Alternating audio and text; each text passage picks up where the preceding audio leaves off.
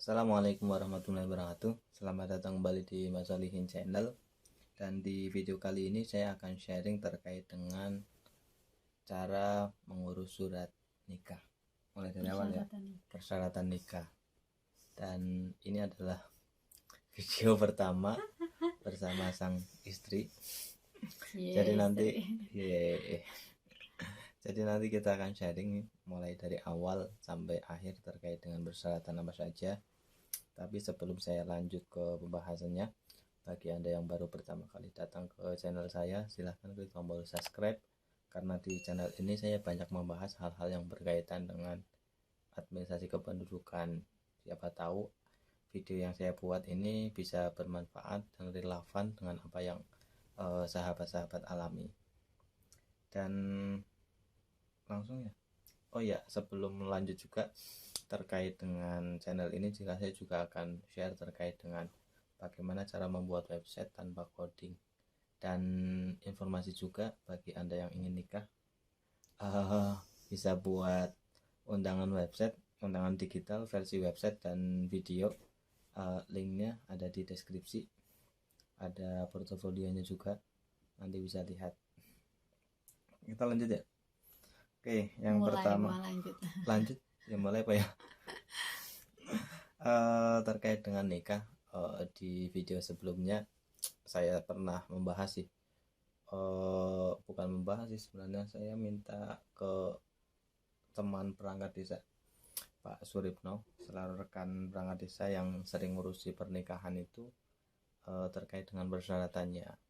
Nah, yang pertama, terutama dari pihak laki-laki itu biasanya, apalagi kita beda kecamatan ya, kalau beda kecamatan sama beda desa juga, kalau nggak sedesa berarti ada namanya surat tumbang nikah. Jadi yang pertama yang harus dilakukan untuk pengantin pria yang beda wilayah, terutama beda wilayah kecamatan, otomatis KUA-nya juga berbeda. Yang pertama adalah minta surat permohonan numpang nikah. Nah, untuk di desa saya itu langsung dari, biasanya calon pengantin pria itu datang ke kantor balai desa membawa persyaratannya itu pertama itu kakak, kemudian KTP yang bersangkutan, kemudian KTP dari kedua orang tua, terus satu lagi akte kelahiran. Nah, itu sih syaratnya. Dan kalau misalkan pengen bukti lain juga, misalkan ada ijazah juga bisa dilampirkan. Cuma ijazah ini tidak wajib ya, itu hanya sekedar dokumen pendukung. Siapa tahu nanti ada data, entah itu KK atau KTP itu berbeda, jadi nanti yang akan disamakan itu yang seperti apa. Karena beberapa kasus ketika misalkan datanya berbeda, nanti di buku nikah ini juga nanti pengurusannya berbeda, nanti namanya siapa. Kalau misalkan buku nikah salah, berarti nanti yang agak sulit untuk membetulkan. Makanya harus dicek dulu apakah namanya di KTP, KK, kemudian atau kelahiran itu sama atau tidak. Nah, datang ke kantor balai desa minta surat permohonan numpang nikah. Dan untuk RT RW ya, kalau misalkan terkait dengan ini, itu kebijakannya beda sih. Tapi kalau misalkan apa yang disampaikan oleh Profesor Dr. Zudan Arif selaku Dirjen Dukcapil, untuk pengurusan administrasi kependudukan sekarang itu biasanya nggak ada pengantar RT RW. Bisa, apalagi kalau misalkan kependudukan bisa langsung ke Dukcapil. Nah, biasanya nanti dari calon pria minta surat permohonan numpang nikah itu membawa persyaratan yang tadi saya sebutkan, datang ke kantor balai desa. Nanti di kantor balai desa itu ada petugas yang akan membuatkan pengantarnya ini ada beberapa dokumen ya. Yang pertama itu surat pengantar numpang nikah. Kemudian di sini juga ada surat pernyataan status bahwa per materi 10.000 itu menyatakan bahwa statusnya masih dijaka, jadi belum nikah. Kemudian ada modal N1.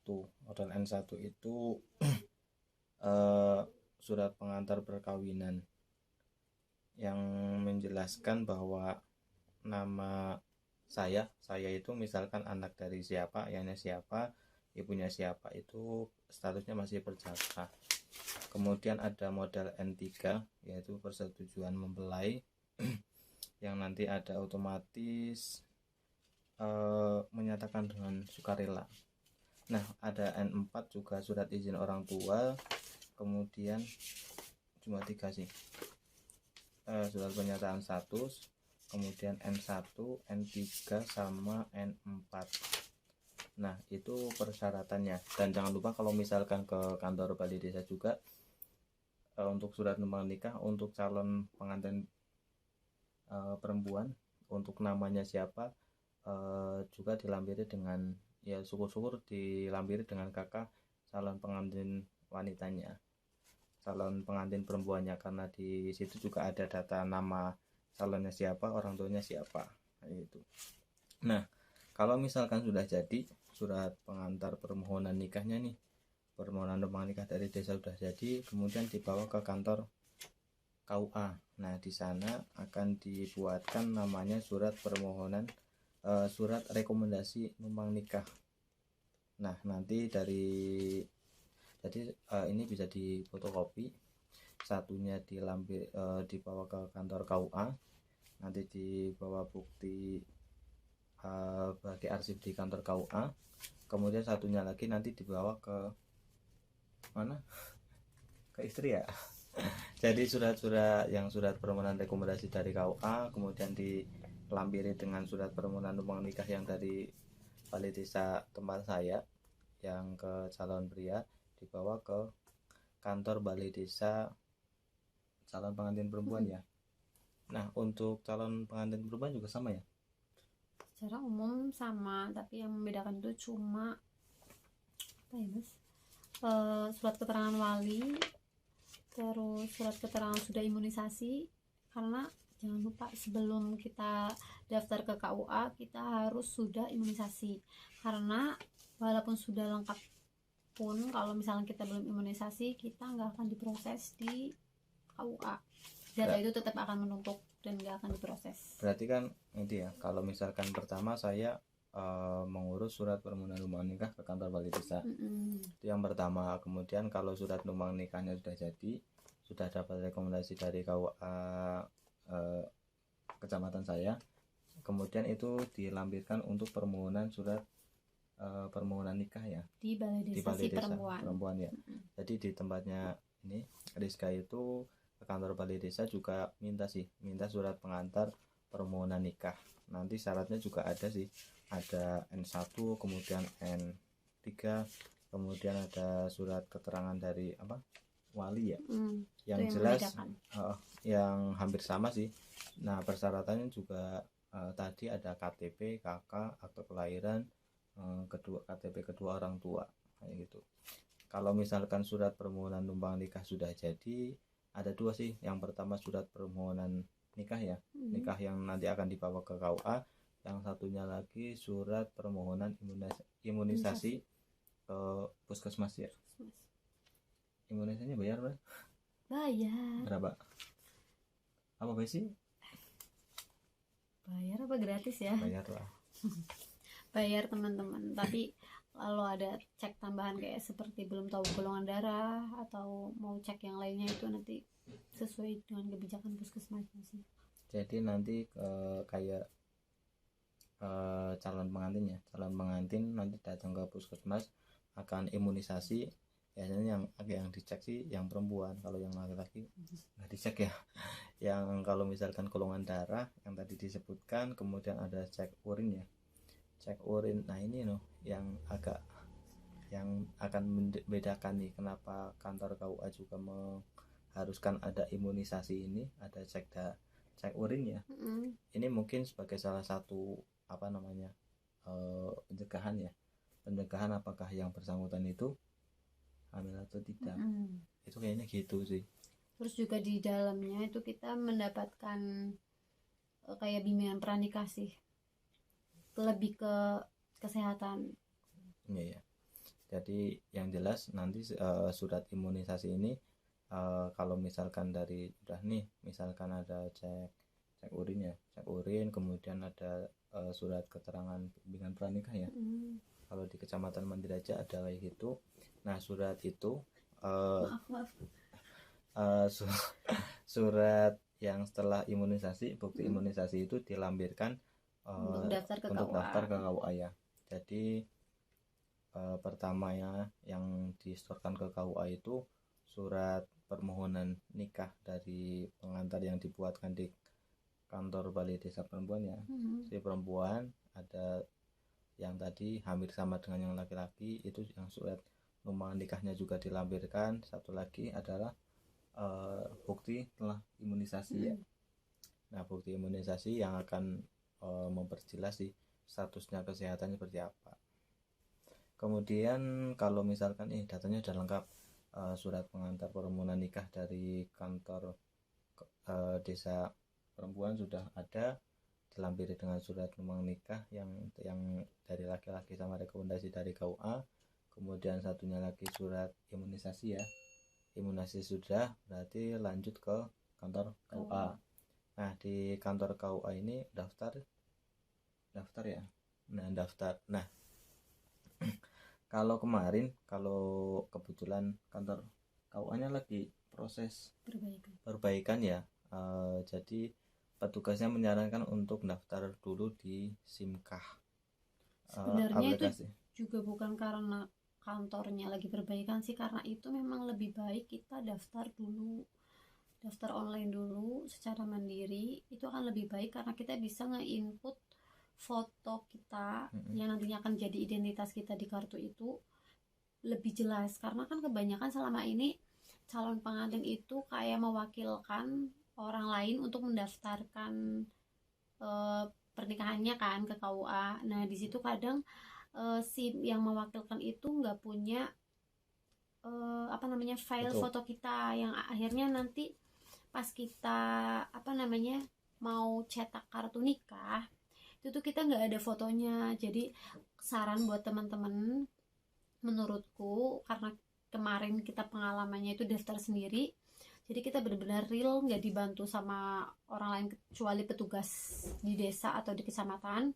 Jadi itu kita lebih baik daftar sendiri. Sebelum daftar ke KUA kita dianjurkan buat daftar online di SIMKAH. Secara keseluruhan sih sebenarnya sama kayak yang di data itu ya, cuma itu memang dalam bentuk online. Jadi setelah itu nanti kita bisa setelah nikah kita bisa punya kartu nikah yang dimana di situ datanya udah valid. Seperti itu teman-teman.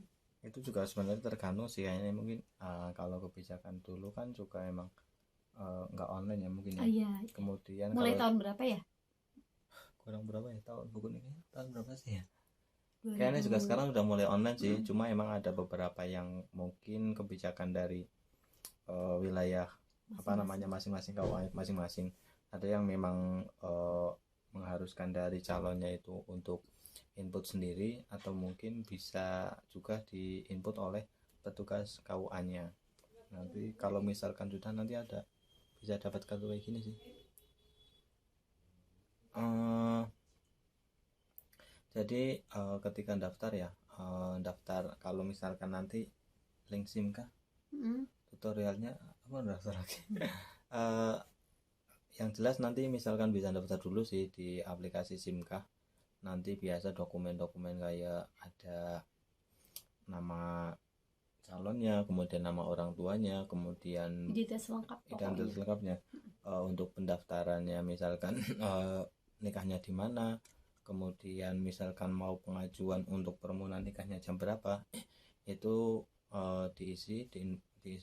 Nanti kalau misalkan sudah, nanti ada keterangan bahwa ada struk ya, bukti struk bahwa sudah daftar. Nah, bukti itu struk yang sudah mengisi di aplikasi SIMKAH itu bisa dicetak dan itu dilampirkan ketika daftar ya. Nah, ketika daftar itu di KUA itu dilampirkan ya. Nanti soal ini bisa itulah konsultasi dengan kepala KUA masing-masing ya, apakah harus daftar sendiri atau harus bisa dibantu dari sana ya.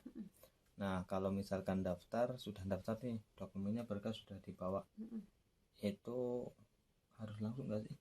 Kemarin karena pekerjaan ya, akhirnya Rizka sama ibunya sama mamae ke sana daftar menyetorkan berkas-berkas yang tadi itu dibawa ke kantor KUA daftar. Setelah itu apa? Terus bayar. Berarti gimana? Daftar ke KUA terus? Pokoknya setelah berkas-berkasnya kita itu udah diproses sama pihak KUA, kita tinggal dikasih Slip ya? apa ya, slip ya buat bayar ke BRI. Setelah itu kita dapat tanda 600.000.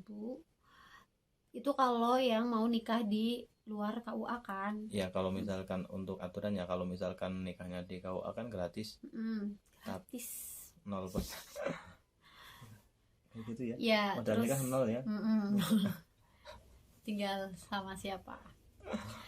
Habis itu kita dapat stroke dari tanda bayar kita dari BRI. Udah, habis itu ya kita udah berhasil. Udah selesai ya? Udah selesai. Ya berarti itu sih alurnya. Pertama dari calon laki-laki itu datang ke kantor desa minta permohonan numpang nikah. Nanti persyaratan dokumen-dokumen akan dibuatkan oleh pegawai kantor desa. Setelah itu sudah lengkap kemudian dibawa ke kantor KUA untuk minta surat rekomendasi. Nah setelah sudah jadi surat numpang nikah itu dibawa ke diserahkan ke pihak calon pengantin perempuan. Nanti itu juga dilampirkan untuk permohonan permintaan nikah yang itu dilampirkan ketika datang ke kantor balai desa calon pengantin perempuan ya. Nanti akan buatkan surat permohonan pengantar permohonan nikah, kemudian juga pengantar permohonan imunisasi. Setelah itu dibawa ke kantor KUA. Nah kalau misalkan KUA daftar sudah dicatat minta tanggalnya berapa, harinya apa, kemudian tempatnya di mana. Kalau misalkan sudah, dan kalau misalkan mau di rumah atau misalkan mau di luar KUA itu bayar 600.000 ke BRI ya, ke BRI. Kalau misalkan nikahnya di KUA itu gratis. Kayak gitu. Nah nanti kalau misalkan sudah ya tinggal nikah, tinggal dipersiapkan mentalnya ya. Ya sebenarnya semua persyaratan menikahnya itu mudah teman-teman, asalkan udah ada calonnya Paling penting. Dan nanti ya, kalau dan misalkan mendapatkan restu orang tua. Dan kalau untuk tahun 2000 kalau nggak salah tahun 2020 buku nikah yang cetakan tahun 2020 ke sini itu yang di tanda tangan kepala KUA itu ada namanya barcode. Kalau barcode, setelah barcode sudah nanti di sana ada barcode yang bisa kayak gini, nanti munculnya bisa data dan bisa dicetak kayak gini, kayak kartu nikah. Udah sah berarti.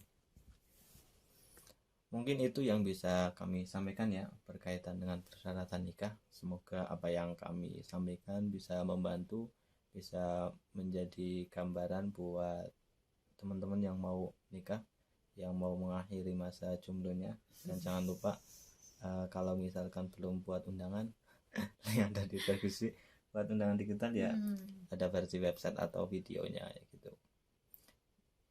Apalagi udah ya cukup. Atau kita perlu nanti sharing kaitannya dengan nikah ya, apa ya perlu yang dipersiapkan ya? Iya boleh, ada yang request boleh komen di bawah. Atau mungkin apa saja sih yang bersiapkan, gimana mental ya, menata mental, kemudian setelah nikah itu apa yang disiapkan. Nanti terkait dengan itu bisa komen di bawah ya. Atau kita bisa jawab Q&A dari teman-teman yang mungkin mau nikah, yang mungkin masih bingung mau gimana ya, karena nikah insya Allah rezeki 2 orang disatukan ya. Ini di lain episode, udah kita akhiri dulu. Oke, terima kasih. Dan jangan lupa kalau video ini bermanfaat silahkan klik tombol like, kemudian komen dan bagikan. Siapa tahu video ini juga bisa bermanfaat untuk teman atau saudara Anda yang akan melangsungkan pernikahan. Dan jangan lupa klik tombol subscribe. Demikian, wassalamualaikum warahmatullahi wabarakatuh. Terima kasih.